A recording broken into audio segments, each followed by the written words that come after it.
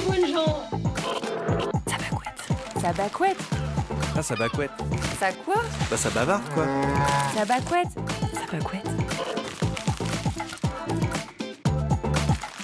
Vent était un mot très courant autrefois, mais le français contemporain l'a oublié. Il est à l'origine de plusieurs appellations en Normandie, bien éloignées de l'agriculture. En latin, le nom Wanus désignait le grand panier plat à 2 anses, généralement en osier, dont on se servait pour séparer la paille et la poussière du bon grain, en les projetant en l'air par de petites secousses répétées.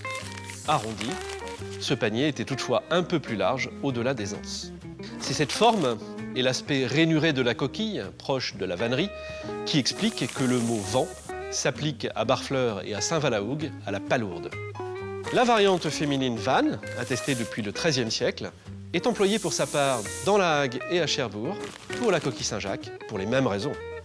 L'ancien français avait aussi formé sur vent le mot vanel, vanneau, connu depuis le XIIIe siècle. Prononcé vanné depuis la fin du même siècle, il est utilisé à Étretat, Fécamp ou Dieppe pour le peigne perculé. La forme vanneau, prononcée vanneau depuis le XVIe siècle, désigne le même mollusque sur toute la côte ouest de la Manche, dans le Cotentin et à Grand-Camp. En français standard, le même mot se rapporte à des espèces d'oiseaux limicoles dont le bruit du vol rappelle celui du grain dans le vent ou dont la forme arrondie des ailes est proche de celle du panier. Enfin, avec un suffixe diminutif « et », le terme « vanette », qui correspondait au XVIIe siècle à un petit panier utilisé pour vanner l'avoine destiné aux chevaux, se rencontre aussi dans la Hague, toujours pour désigner le peigne perculé.